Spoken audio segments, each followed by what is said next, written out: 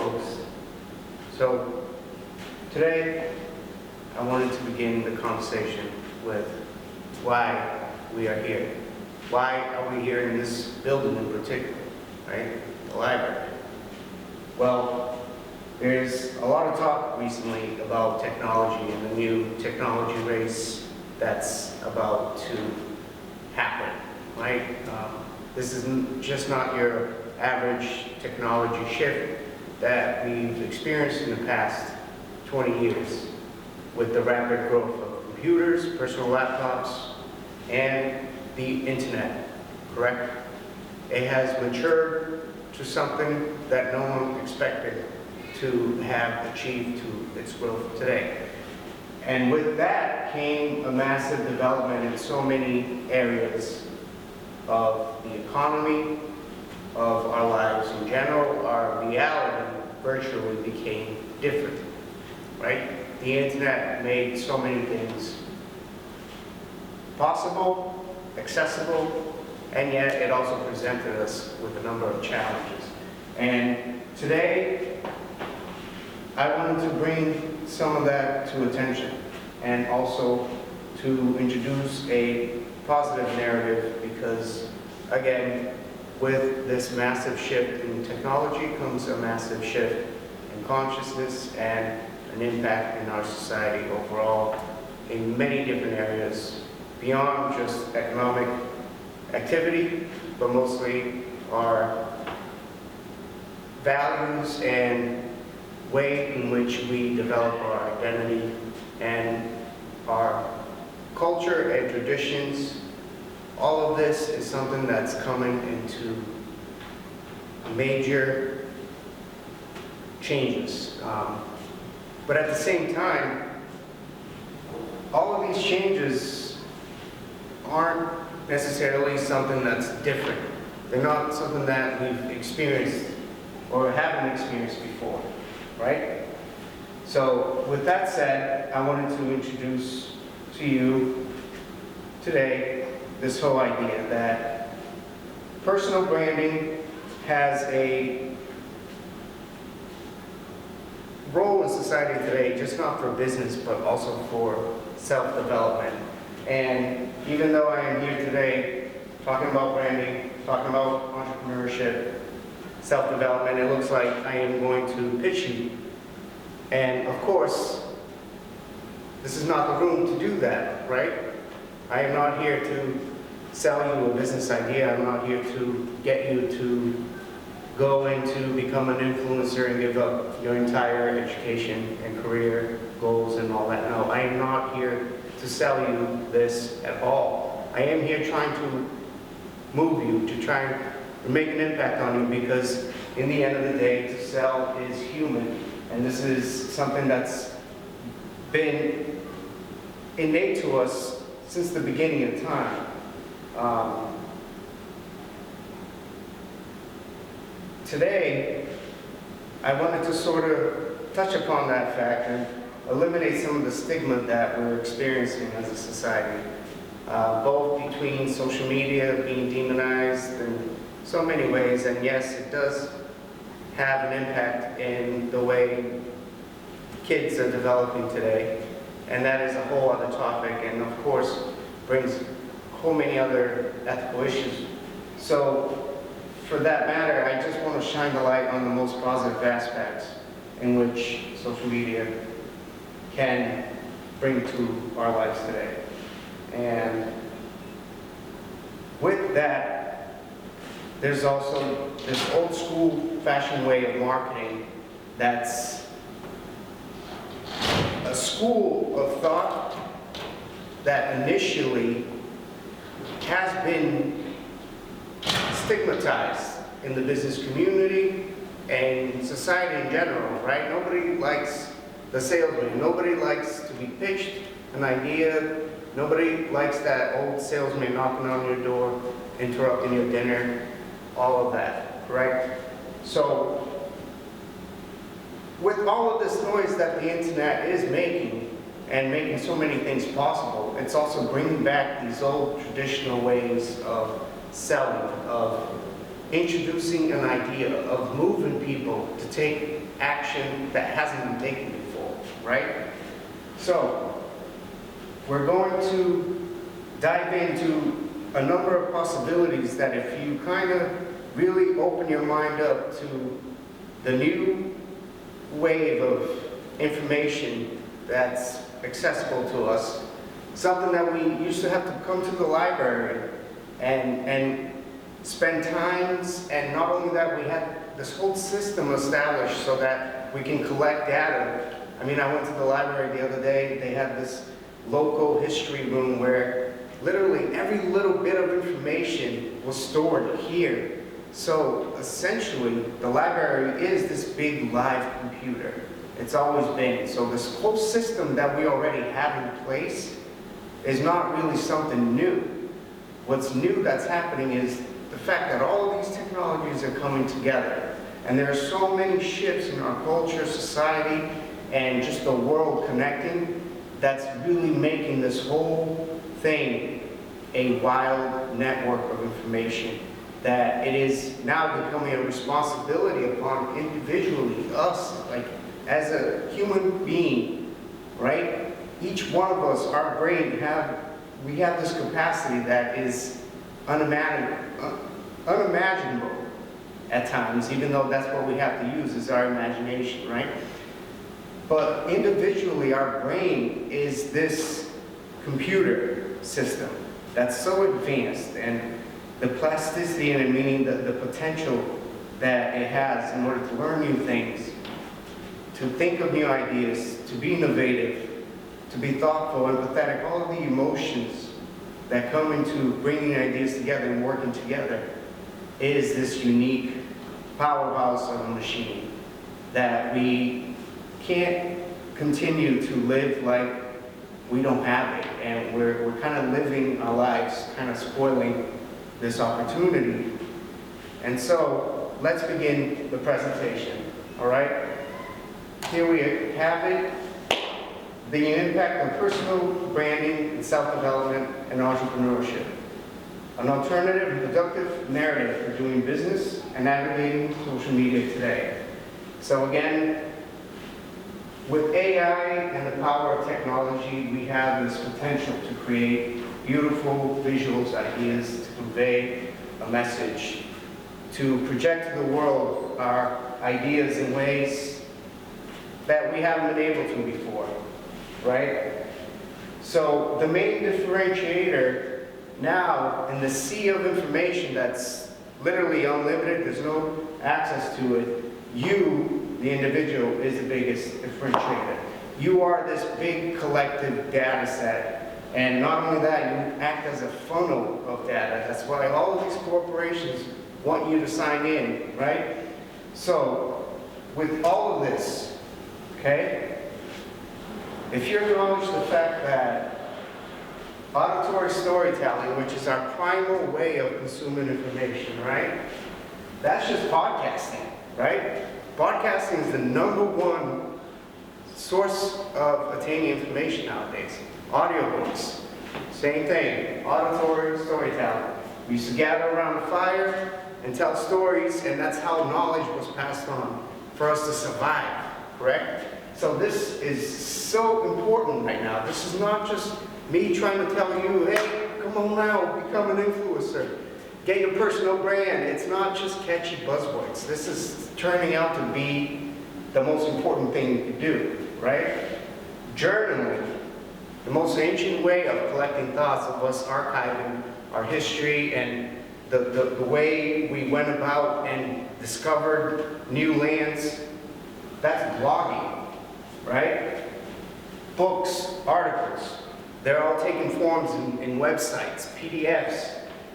Music, theater, the performance industry is so massive now with so many different ways of entertainment, and not only that, where music is venturing now into so many different platforms and way of entertainment. Look at the cinema industry, bringing visual, music, and storytelling together. It's a beautiful symphony if you think about it. You know, another way that we communicate is through fashion, the way we look. And the fashion industry today is still booming, #1, and you wouldn't would think so, right? Just the way we dress. But again, I had this book that I looked at the library the other day, and it literally had the detailed ornaments and perfect design and cutouts of the fashion of the of all of the, Jesus Christ, man. I can't even think of the people. But anyways, all of the pilgrims, they collected a certain book of fashion designs and cuts from the royalty, and not only that, from just regular merchants that came around, and the methodical use of design and just information and material use, all of that, it's just everything is kept in here. So point being, the way in which we communicate is constant. That's never going to change, right? We're always worried about what's new, what's changing, what is the new thing, but honestly, what's new is just something that was old and remixed again and again. And therefore, we just need to keep this music going, this whole performance, right? Again, there's nothing to threat here. Technology will only replace itself. We're still part of all of this. The computer is just another reflection of who we are, and therefore,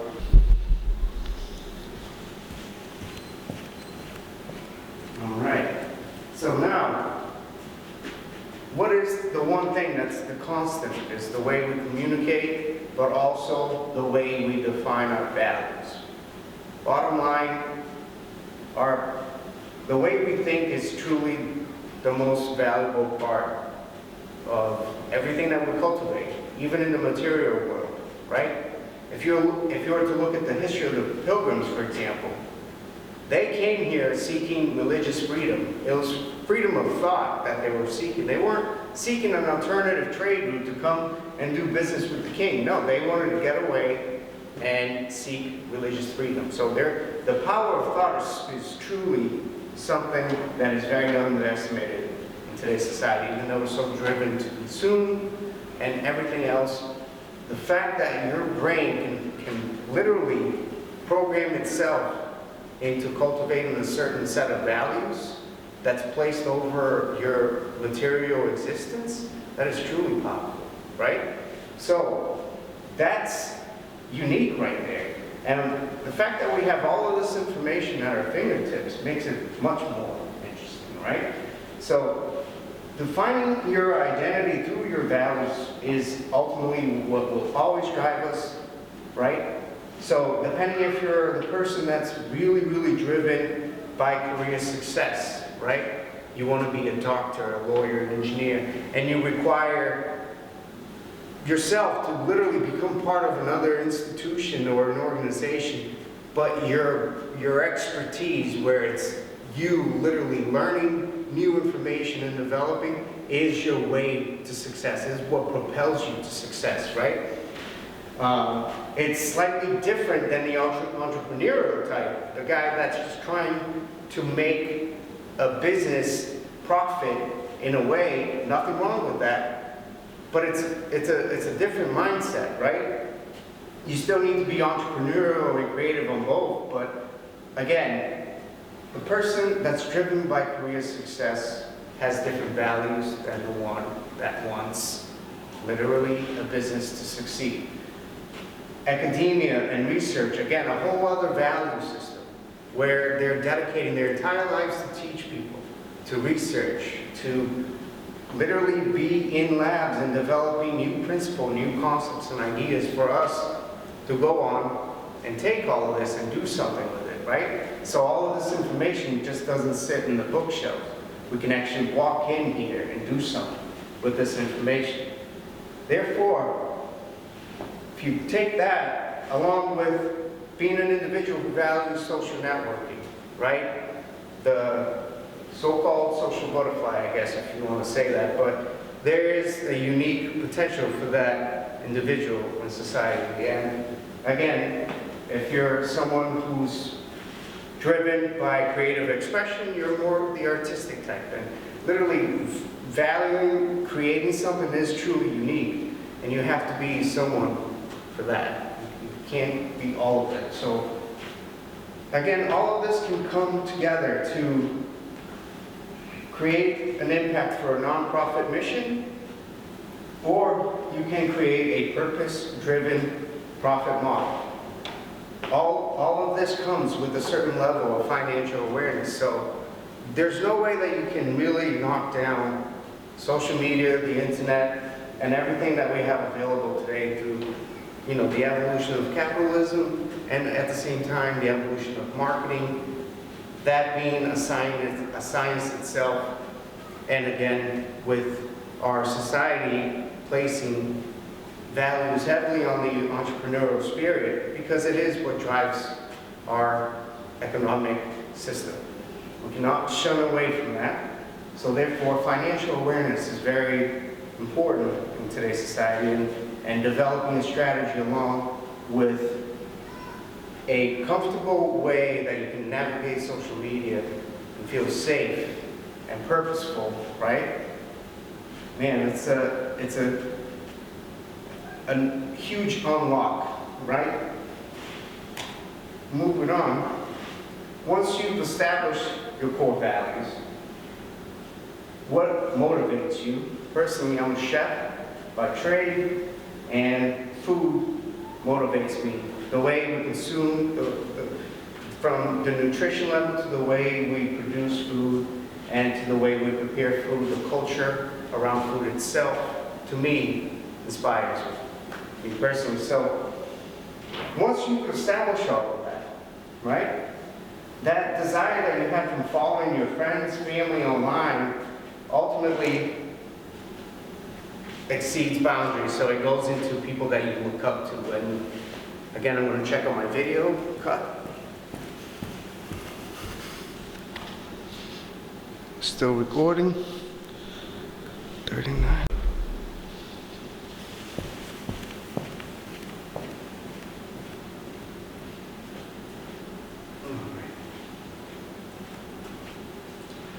So once you've developed your sense for your identity, personal values,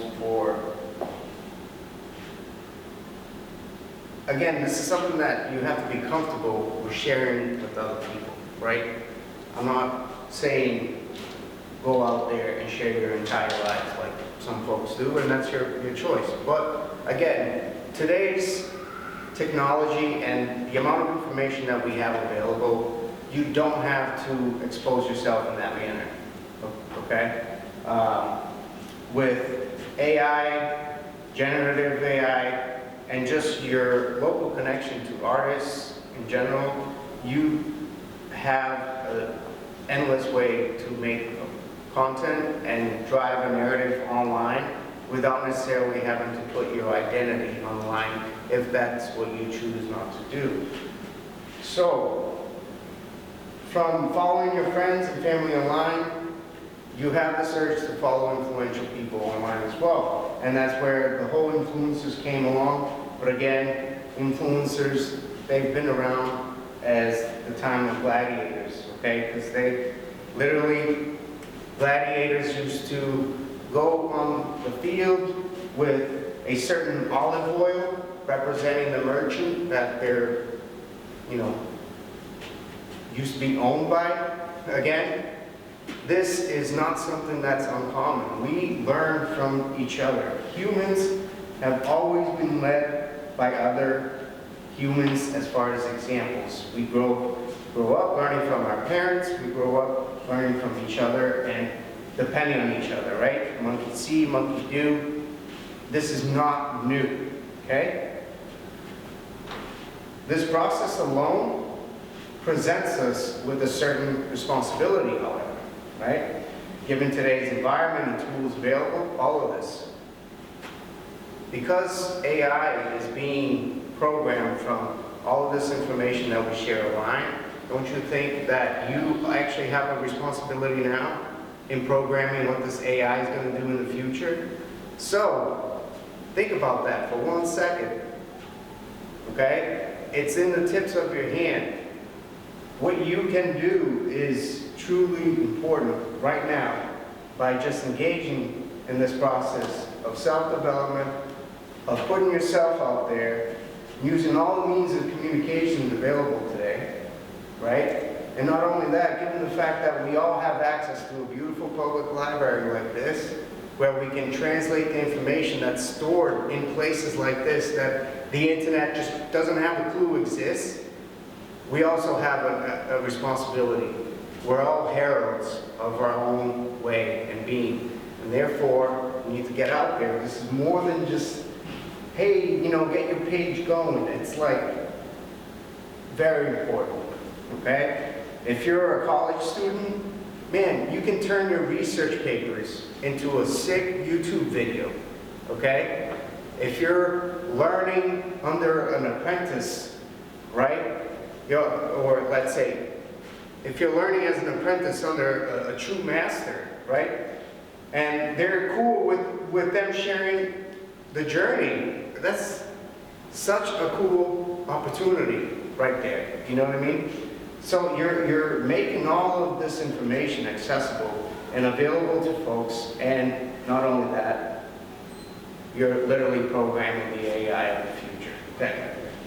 So we are driven by the way we think, our tradition, our customs. It gets handed down to us through the way we communicate, all the mediums that's been available to us through time. We cannot run away from this. There's no way to control because it's uncontrollable. Information travels through so many different ways of communication, okay? It travels through the demand from the individual, from their nature, the set of their limited choices. It creates a certain animal spirit within. And not only that, we are driven by capitalism. We live in this society where we're driven to consume, we're driven to create, we're driven to inspire, but we're also driven to live together because we're all part of this global consciousness. So, technology will always be the biggest threat against itself, not humans. AI can certainly provide many empowering applications for us today. There's so many different opportunities for AI. One particular example is called the conjuring feature. Sounds a little crazy, right? But you can program a certain LLM model to give you certain predictions based on certain particular case studies, okay? This is so powerful. It saves you so much time in the process of you creating. And that is unique in itself.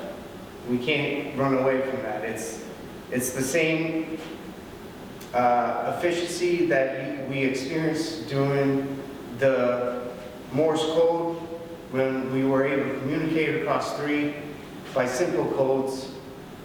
I mean, the condensation of time in general for us today is something that we really need to stay on top of it, otherwise we will get left behind in that sense.